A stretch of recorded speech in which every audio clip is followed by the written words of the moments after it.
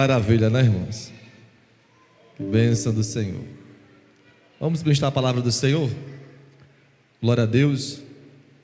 E creio que o Senhor já tem falado conosco, tem nos abençoado já. Mas a palavra dele tem que ser ministrada aos nossos corações. Eu acredito que o Senhor irá falar conosco. Peço aos irmãos que fiquem ligados no espírito de oração, pedindo ao Senhor a revelação da palavra no teu coração, para que você saia daqui nessa noite crendo, alimentado, fortalecido no Senhor. Amém? Por isso que Paulo, falando aos Efésios capítulo 6 versículo 10: quanto mais, irmãos meus, fortalecei-vos no Senhor e na força do seu poder. Glória a Deus. Se fortaleça no Senhor. Também foi o conselho de Paulo a Timóteo. Se fortaleça na graça que há em Cristo Jesus. Amém? Nós temos que buscar esse fortalecimento, e só vamos encontrar no Senhor, e para buscar o Senhor só através da sua palavra. E eu creio que os irmãos entendem isso. Amém? Glória a Deus. Amanhã nós estaremos lá parando, o pastor vai estar lá. Os irmãos disseram aí que o pastor, viu? A caravana para ir. Pronto. Os irmãos disseram que o pastor Isaías, viu? Amanhã ele vai para Iparana. Vai estar lá ministrando lá a palavra do Senhor. E amanhã tem novidade, viu, pastor? Vamos lá? Novidade.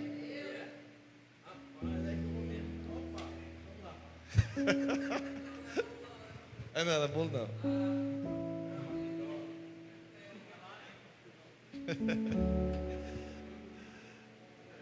Glória a Jesus.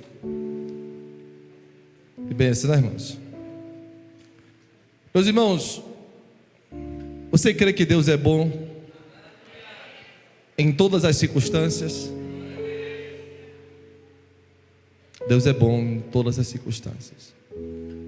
Quero começar a mensagem contando uma historiazinha que é muito contada nos cultos, nas pregações. Talvez você já conheça. Se não conhecer, vai ouvir hoje. Se já ouviu, glorificar a Deus de novo por isso. Amém? Um certo rei, ele tinha um servo, um súdito, um servo fiel a ele.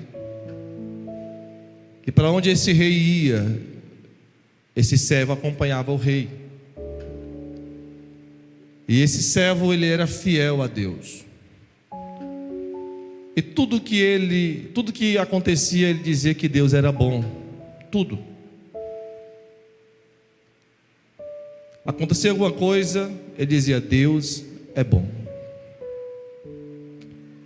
Certa feita o rei foi fazer uma caçada, e nessa caçada ele se depara com um animal feroz, e numa luta corporal ele perde o dedo da mão. E aí o súdito, o servo do rei, olhou para ele e falou assim: Deus é bom. E o rei olhou para o servo, ficou com raiva, revoltou-se com aquilo e mandou prender o servo dele. O rei, fazendo depois as suas viagens, ele é pegue por uma tribo. E essa tribo fazia sacrifícios. E aí pegaram o rei e iam fazer um sacrifício com o rei. E quando examinaram o rei, olharam que faltava um dedo na mão dele. E por causa disso não sacrificaram o rei e soltaram ele, ele foi embora. E o rei, apiedado com isso, ele vai até o servo dele preso e manda soltar. Conta a situação, e o servo disse assim: Deus é bom. Aí o rei falou assim: mas se Deus é bom, por que ele permitiu que eu te prendesse? Aí o servo falou assim: porque se eu tivesse livre com o Senhor, quem tinha sido sacrificado era eu. Deus é bom. Então essa é a moral da história, irmãos. Em todas as circunstâncias, nunca reclame. Está difícil, glorifique a Deus, porque isso é bom, isso exalta o Senhor. Nós estamos falando de um Deus, irmãos, com a qual a gente louvou agora, esse louvor do Chaga Sobrinho, que não há um Deus igual ao nosso Deus, irmãos. Um Deus tão grande, um Deus poderoso, um Deus que não mede esforço para ajudar o seu povo. É porque às vezes a gente quer demais. Sabia que a gente quer demais? Deus só vai dar para nós, irmãos, o necessário para nós vivermos com Ele. Com Ele. Ele não vai nem dar mais e nem dar menos. Ele vai dar o necessário para você viver com Ele. Amém? Os irmãos conhecem essa mensagem. Na verdade, conhecem essa palavra, a história.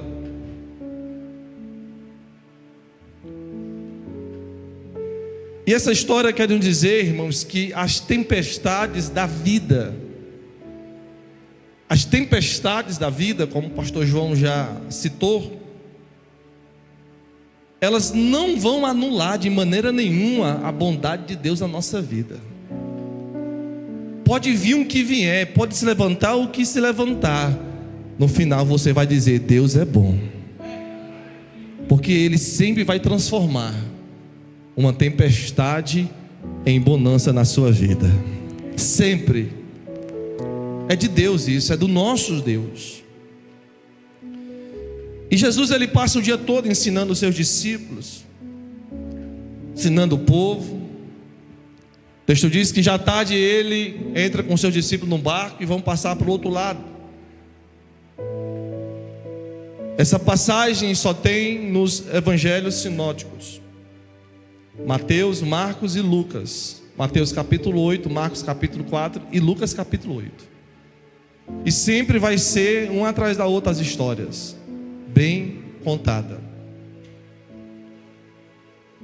E eles atravessam para o outro lado, é o lago de Genezaré. Os irmãos sabem que do outro lado vai ter o endemoniado gadareno, que nós conhecemos a história. Jesus, cansado do dia, que também era homem, ele vai dormir. Os discípulos estão remando, estão indo para o outro lado. O lago é grande, irmãos. Não é uma lagoazinha que a gente tem aqui, não. É grande. Estão remando para o outro lado. E aí, de repente, começa a acontecer uma tempestade. E é interessante que nesse texto aqui a Bíblia fala de ventos, no plural, como se fosse vários ventos. Aí você assim: puxa vida, vários ventos. É porque vinha de várias direções. Tinha hora que o vento vinha de um lado, tinha hora que o vento vinha de outro, porque assim a tribulação é para derrubar mesmo. Eu me lembro de um louvor antigo que as irmãs cantavam, os conjuntos da Senhora, dizendo: o vento sopra para lá e para cá e me balança, mas eu não saio do lugar. São as tempestades, são os ventos. Por isso que fala no plural ventos e fala mar no singular, porque o mar era um, mas os ventos vinham de várias direções. E a água já estava entrando no barco. Os discípulos começam a ficarem preocupados com aquela situação, que para eles naquele momento era uma situação impossível deles controlar. O texto diz que eles vão até Jesus e eles acordam Jesus. Jesus está dormindo na popa do barco, no travesseiro. E eles dizem: mestre, não te importa que pereçamos? Jesus olha para aqueles discípulos e diz: homens de pequena fé, cadê a fé de vocês? É porque, irmãos, nós somos costumeiros a olhar para a tempestade. E a tempestade, quando vem, ela vem para ser vista mesmo. Ela vem para ser notada, ela vem para fazer medo. Ela vem para nos fazer tremer a base, tremer as pernas. Aí vem para abaixar a cabeça, vem para colocar você, sabe, lá embaixo, dizer: eu estou no comando. A tempestade, quando vem para isso, vem para afundar o nosso barco.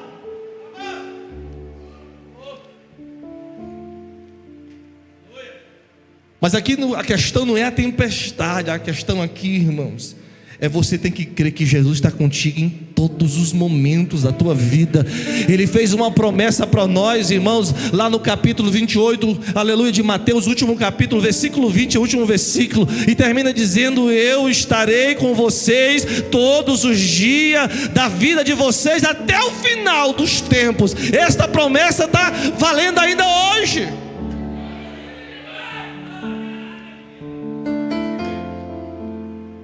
Nós temos essa promessa. E aí Jesus dá uma ordem, irmão. Primeiro ele dá uma ordem no vento. E vinha vento de todo lado, vinha vento da frente e de trás, de todo lado, e o barco balançando. E ele levanta a sua voz e diz: aquieta-te, vento. E ele abaixa agora a sua mão, olha para o mar e acalma-te, mar. E o texto diz que houve, é o que vai acontecer na tua vida hoje. Houve bonança, irmãos, aquela tempestade, aquele vento forte, aquela braveza que estava acontecendo, o medo que estava em cima daqueles discípulos. De repente eles estão aí olhando e o vento para de soprar, irmãos, sobre eles, e o mar se acalma.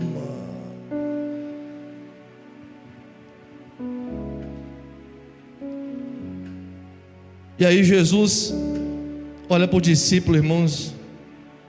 Ele fica olhando para nós também às vezes assim: puxa, cadê a fé de vocês? Irmãos, essa fé aqui é a fé nele. É nele. Não é só dizer eu creio, não é mentalizar, não é dizer apenas na sua mente eu creio, não, é você colocar no seu coração essa certeza que Ele está contigo, que Ele não vai te deixar, que Ele não vai te abandonar. Ele não precisa estar todo o tempo. Tem gente que pensa que precisa estar todo o tempo dando glória a Deus, dando aleluia, sentindo a presença dEle, se arrupiando, falando línguas estranhas. Irmãos, isso acontece quando nós se juntamos na presença dEle. Mas você sozinho tem essa garantia. Você pode estar sozinho aonde você estiver, em casa, no trabalho, na rua, aonde você estiver. Você tem essa garantia dEle, que Ele está contigo. Aí os discípulos olham uns para os outros. É interessante esse versículo, irmãos, que eles dizem uns para os outros, olhando uns para os outros. Aí eles perguntam uns outros: mas quem é esse? Quem é esse que até o vento, os ventos e o mar lhe obedecem? Amém? Você crê nesse Deus? Aleluia. Glória a Deus. Em cima desse versículo, que é o versículo de número 27, da parte do argumento dos discípulos dizendo quem é este, eu quero rapidamente falar para vocês quem Ele é. Não é aqui o eu sou, é quem Ele é. A primeira coisa que eu sei dele, e inicia isso no livro do início da Bíblia, o Bereshit, quando começa a falar a história bíblica escrita por Moisés, que nós chamamos os 5 primeiros livros da Bíblia de Pentateuco, ou a lei, a história de Moisés, como dizem. Vocês leram Moisés, é a mesma coisa. Quem é esse? E a primeira resposta que eu tenho: Ele é o Criador de todas as coisas. Ele é Criador. Gênesis 1, versículo 1 diz: no princípio, no começo, e esse começo é o nosso, não é o começo dele, porque a Bíblia diz que ele nem tem começo e nem tem fim, ele está fora do nosso tempo. Mas para que nós entendamos o nosso tempo, aleluia, Moisés escreve: no princípio, no começo, aleluia, no princípio criou Deus os céus e a terra. Deus é a origem de tudo quanto existe. Tudo Enquanto existe Deus, Deus é a origem de tudo. Os seres humanos, natureza, os animais, tudo que você possa imaginar. Toda a existência de forma de vida que Deus fez são boas. E estão corretamente relacionadas com Deus. E depende dEle. Amém? Olhe para mim. Nós dependemos dEle. Diga para alguém, você depende dEle. Irmãos, eu quero que você coloque isso na sua cabeça hoje. Eu sei que você já tem esse entendimento, mas bote no seu coração também hoje. Diga, eu dependo dEle. Ele é o meu Criador, Ele é o sustentador de todas as coisas. Aleluia, eu estou nas palmas da mão dEle.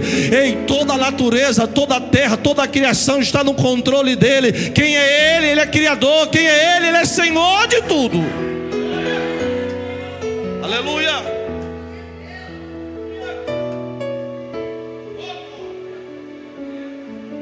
Quem veio da escola domingo passado vai lembrar disso. João, no seu evangelho, no versículo 1 do capítulo 1, João vai dizer a respeito dele: no princípio era o Verbo estava com Deus, e o Verbo era, para deixar bem certo, irmãos, que Jesus é Deus. Ele estava no princípio com Deus. Versículo 3: todas as coisas, diga comigo, todas as coisas foram feitas por intermédio, diga dele, diga, e sem ele, nada do que foi feito se fez. É por isso que Jesus se levanta, irmãos, no capítulo 15 de João, e diz para nós: sem mim nada vocês podem fazer. Aleluia. Nós precisamos dele. Ele é Senhor de tudo. Paulo afirmando nos Colossenses, no capítulo 1, versículo 16, Paulo diz, falando da pessoa de Jesus, o apóstolo diz para nós assim: pois nele, pois em quem?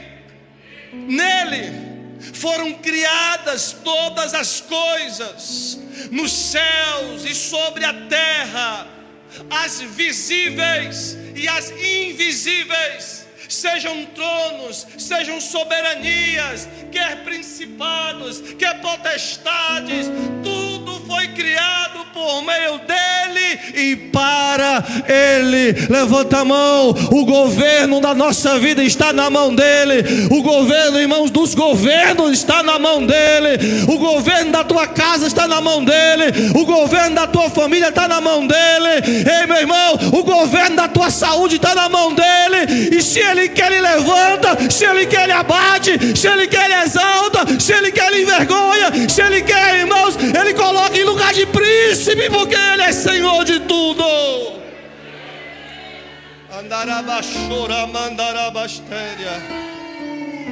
Oh, nele, diz Paulo, foram criadas todas as coisas. Nele.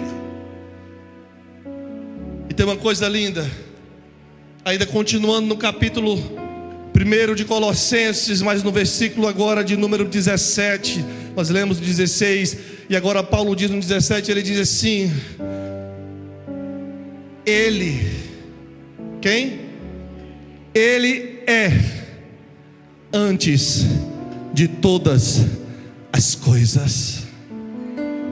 Ele é antes de todas as coisas. Nele, quem? Em quem? Nele tudo subsiste. Aleluia. Meu irmão, aleluia, você foi chamado por Ele. Aleluia. Paulo escrevendo aos Efésios, no capítulo de número 1, no versículo de número 3 até o versículo 14, o apóstolo Paulo vai falar, querido, que através dele nós temos todas as coisas. Quem recebe?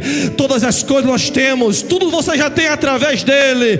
Aleluia. No versículo 4, Paulo diz, irmãos, que Ele nos elegeu. Aleluia. Ei, meu irmão, olhe para mim. Ele olhou para você dos mais excelentes. Ele disse, Ele chamou pelo teu nome, como diz Isaías, e disse: tu és meu. Aleluia. Ele te elegeu e disse: tu és meu. Oh, meu irmão, isso é muito forte.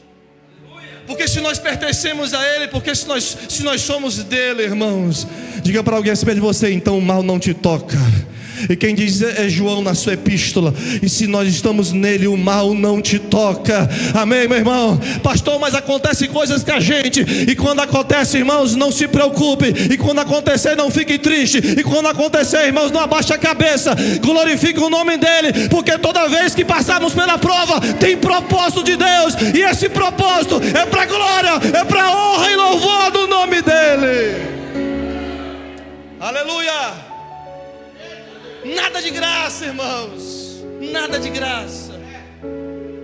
No final, o Senhor se levanta. No final, o Senhor vem ao nosso socorro. Paulo escrevendo aos Romanos, no capítulo de número 11. Alguns chamam de doxologia. A partir do versículo 33, Romanos 11, 33. O apóstolo Paulo, imagino que ele está, irmãos, finalizando o capítulo 11. E quando ele está finalizando o capítulo 11, ele tem uma inspiração que só Deus pode dar. Porque toda a sabedoria vem dele, irmãos. Toda a sabedoria vem dele. Aleluia. E ele diz assim: ó profundidades da riqueza. Ó profundidades da riqueza. Ó profundidade da riqueza, tanto da sabedoria como do conhecimento de Deus. Quão insondáveis são os seus juízos, e quão inescrutáveis os seus caminhos. Quem, pois, conheceu a mente do Senhor? E quem foi o seu conselheiro? Ou quem primeiro deu a ele? Quem foi que primeiro deu a ele, irmãos? Quem primeiro deu a ele, quem primeiro deu a ele para que ele venha a ser restituído? Aí o versículo 36 é o louvor que a gente canta, né? Que diz: por quê? E por meio e para são todas a ele. Aonde? A ele, pois a glória eternamente. Amém. Aleluia. Glória. Aleluia.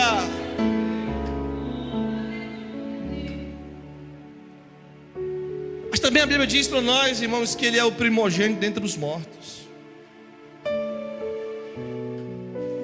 Quem é ele? Ele é antes de tudo. Primogênito dentre os mortos. Jesus Cristo foi o primeiro a ressuscitar. A Bíblia nos diz, irmãos, que quando Jesus morre, na crucificação, nós sabemos o horário, é 3 horas da tarde, a hora 9, quando ele entrega o Espírito dele, a terra treme, o véu do templo é rasgado. A Bíblia diz que alguns corpos de santos que tinham morrido ressuscitam. Não sabemos o que aconteceu depois, que a Bíblia não fala sobre isso, mas eles não ressuscitaram em corpo glorioso. Só ressuscitaram, não em corpo glorioso. Mas a Bíblia diz, irmãos, que passou a sexta, que passou o sábado, mas domingo de manhã ele se manifestou. Ele apareceu. A palavra é: Ele ressuscitou. O texto diz, irmãos, que Ele é o primogênito dentre os mortos. É o primeiro a ressuscitar dentre os mortos com um corpo espiritual imortal. Na carta a 1 Coríntios, capítulo 15, versículo 20, coloca para nós. Diz assim: mas de fato Cristo ressuscitou dentre os mortos. Mas de fato Cristo ressuscitou dentre os mortos, sendo Ele quem? Os primeiros, ou a primícia dos que dormem. Por que fala assim o apóstolo, irmãos? Porque no dia da ressurreição, irmãos, no dia que Jesus ressuscitou, no dia que Ele ressuscita, Ele se torna a cabeça da igreja. A igreja do Novo Testamento, irmãos, começou no dia da ressurreição de Jesus, quando os discípulos receberam o Espírito Santo. E aí o texto diz que Ele é primogênito dentre os mortos, importa da sua ressurreição subsequente a todos aqueles que morreu com Ele. Como é que é isso? Ele é primeiro, mas às vezes não é assim para nós. Mas quando for no dia da ressurreição, no dia, ou melhor, no dia da redenção do meu povo, todos nós seremos também ressuscitados com Ele no corpo glorioso. Amém, irmãos? Quer chegar aonde, irmãos? Preste atenção numa coisa. Quem aqui ainda sente dor? Quem aqui ainda sente tristeza ainda?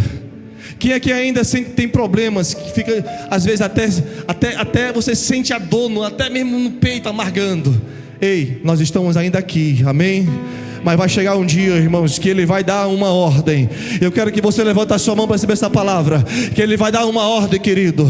E essa ordem será, irmãos, a trombeta do arcanjo tocando. E Ele vai dizer: vinde bendito do meu Pai. Naquele momento, quem tiver já morrido vai ressuscitar e vai ser transformado. E quem tiver vivo vai ser também transformado. E nós iremos se encontrar com Ele nos ares. Ei, olhem para mim. Não vai ter dor, não vai mais ter tristeza, não vai mais ter, irmãos, aleluia, problema, nem dificuldade. Ei, não vai ter mais nada de sofrimento. Sabe por quê? Porque nós estaremos com Ele na glória. Mas escute isso, porque, irmãos, nós, infelizmente, nós somos assim. A maioria dos crentes de hoje, irmãos, não querem mais passar pelo sofrimento. Eu não estou dizendo que você deva buscar sofrimento, de maneira nenhuma. Não estou dizendo que você deve evitar o sofrimento, de maneira nenhuma. Mas eu quero que você escute isso, querido. Que vai chegar um dia que tudo isso aqui vai acabar. Aí você vai olhar e dizer para Ele: valeu a pena passar porque eu passei. Valeu a pena passar porque eu passei. Porque eu estou aqui, eu estou contigo, eu estou no céu, eu estou salvo, agora acabou a dor, acabou a tristeza. Valeu a pena passar por tudo isso. Mas por que, irmãos? Porque Ele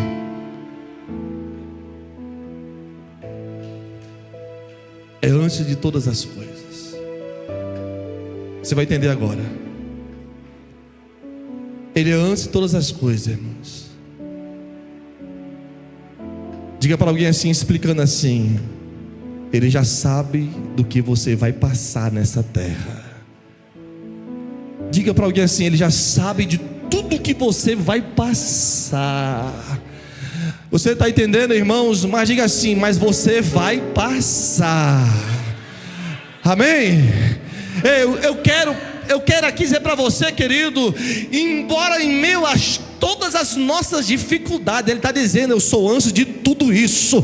Eu sou antes de tudo isso. Eu conheço tudo isso. E sei que vocês irão passar e vão chegar no final comigo. Louvado seja Deus. Por quê? Apocalipse capítulo 1, versículo 8, ele diz: eu sou o alfa e o ômega, diz o Senhor Deus, aquele que é, aquele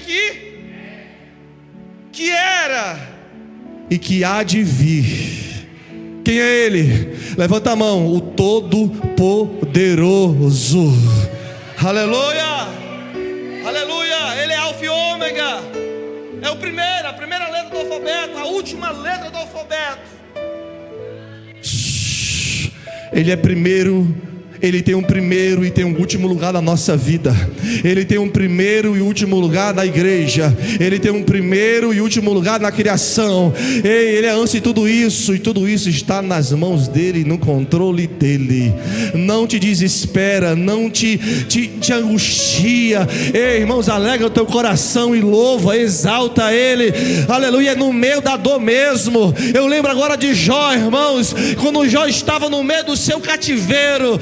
Aleluia, primeira vez, irmãos, ele perde tudo. Aí vem para ele e diz assim: Jó, amaldiçoa-se Deus e morre. E Jó fala assim: Deus é dono de tudo. Ele deu, ele também tomou. Porque ele é primeiro, ele também é último. Ele deu, ele também tomou. Louvado seja o nome do Senhor.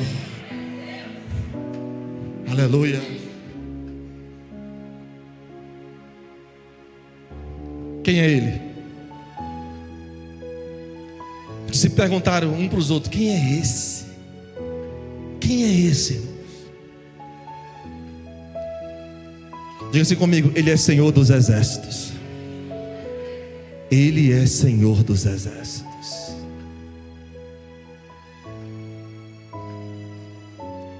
Josué, irmãos, no capítulo 5, já tinha atravessado o Jordão. O povo estava acampado. Josué, ele sai do acampamento e vai até a metade da terra, porque a direção é para Jericó, então ele vai até a metade. E lá na metade ele olha para Jericó. Ele tem uma promessa, ele tem uma palavra. Diga para alguém assim: se você tem uma promessa e tem uma palavra, diga assim, só confia. Ele tem uma promessa e tem uma palavra dada por Deus. E ele está olhando, irmãos, imagina, em cima de uma pedra, de uma montanha, olhando para Jericó e pensando: como é que Deus vai fazer? De repente, irmãos, a Bíblia diz para nós que aparece um anjo. Nós sabemos que é um anjo, então vamos dizer logo que é o anjo. Josué capítulo número 5, versículo 13. Estando Josué ao pé de Jericó, levantou os olhos e olhou. E eis que se achava em pé diante dele um homem. Esse homem trazia o que, irmãos? Na mão uma espada nua tirada da bainha. Chegou-se Josué a ele e disse: olha o que Josué disse: és tu dos nossos ou dos nossos adversários? Respondeu quem? Respondeu ele: não. Foi o que ele disse: sou príncipe do exército do Senhor. Sabe o que foi que aconteceu, irmãos? Sabe o que tem a ver com isso? Quem quer receber essa palavra? O Senhor falou assim: acabei de chegar para decretar a tua bênção, a tua vitória. Sou príncipe do exército do Senhor. E acabo de... Oh, irmãos, por favor, me ajude a dizer assim: se ele chega, quem está passando a maior luta, o maior problema, quem está passando a maior dificuldade, quando ele chega, toque alguém assim e diz assim: é só ele chegar. Ah, meu irmão, é só ele chegar. Deus está falando com a pessoa aqui nessa noite. É só ele chegar. E quando ele chegar, oh, vamos aplaudir ele. Oh, meu Deus. Como é que eu sei que é ele, irmãos? Como é que eu sei que é ele? Como é que eu sei? A Bíblia diz: Então Josué se prostrou com o rosto em terra. Fez o quê? Com o rosto e o ador. Se fosse um anjo normal, irmãos, ele te fala assim: não se dobre não. Mas quem estava ali, irmãos, era ele. E quando ele chega, você tem que descer. Quando ele chega, você tem que adorar. Quando ele chega, você tem que se prostrar. Quando ele chega, você tem que dizer para ele: a honra agora é para ti, louvado seja Deus. Chegaram para João Batista e falaram assim: ei João, sabe aquele que tu batizou? Ele está lá do outro lado do Jordão, e ele batiza e faz mais discípulo que tu, João. João olhou para aquelas pessoas e disse: vocês não sabem quem é ele, eu sei quem ele é. Importa que ele cresça e que eu diminua, porque ele chegou.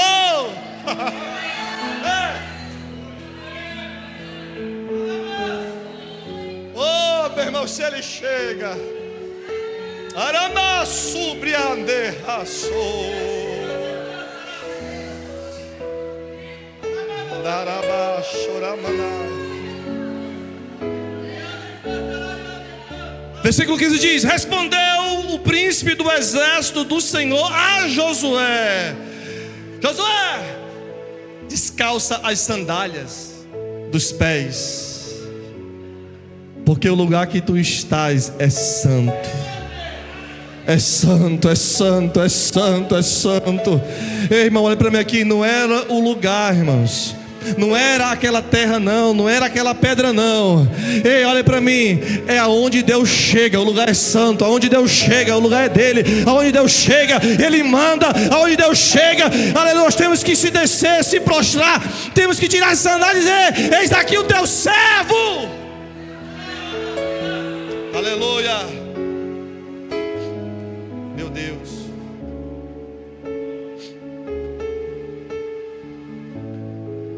Quem quer mais? Quem é ele? Ou melhor, quem é esse? Sabe quem é ele?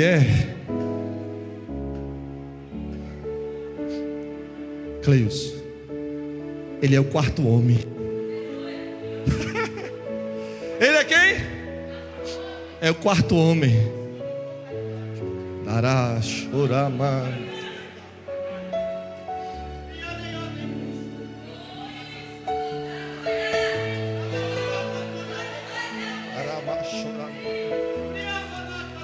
Quem é ele? Irmãos, Deus é tão tremendo que ele deixou para o final. Ele deixou os camaradas ser jogados no fogo. Ele deixou acontecer tudo. Ele estava só olhando. Tem uns crentes, irmãos, que se desespera logo e pede para sair. Ei, irmãos, vamos ficar até o final. Oh! E se ele não vier, ele continua sendo ele. Mas tem uma coisa linda nele, ele vem, amém? Ei, meu irmão, o Nabucodonosor estava tão revoltado que diz a Bíblia que ele manda acender 7 vezes mais a fornalha, que aqueles que jogaram Sadraque, Mesaque e Abednego, irmão, morreram lá em cima, lá, quando foram jogar esses homens. E de repente ele está lá olhando, irmãos, ele quer ouvir gritos, ele quer ver o pessoal se contorcer, ele quer ver as chamas ardendo naqueles homens. E ele está lá olhando, de repente, irmãos, ele se assusta, ele pisca os olhos muitas vezes, ele limpa os olhos, e ele fala assim: nós não jogamos, foi 3. Aí o servo dele: é verdade, Senhor, jogamos 3. E porque eu estou vendo 4, eu estou vendo 4, e o aspecto do 4. Quem é esse? Ele é o quarto homem. Já pode vir o sal do louvor, por favor. Aleluia.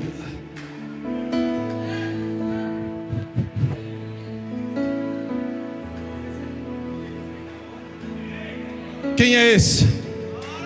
Ele é a providência. Tem providência de Deus chegando hoje. Ei, meu irmão, olha para mim. Suba ao monte confiando. Suba ao monte confiando. alguém te perguntar: meu pai, está aqui a lenha, está aqui o fogo, está aqui o cutelo, mas cadê o sacrifício? Suba um monte confiando, dizendo: o Senhor proverá, o Senhor proverá, o Senhor prochará. Fica de pé, igreja.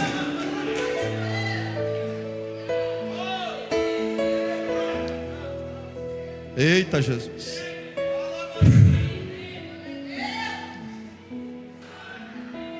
Pode começar.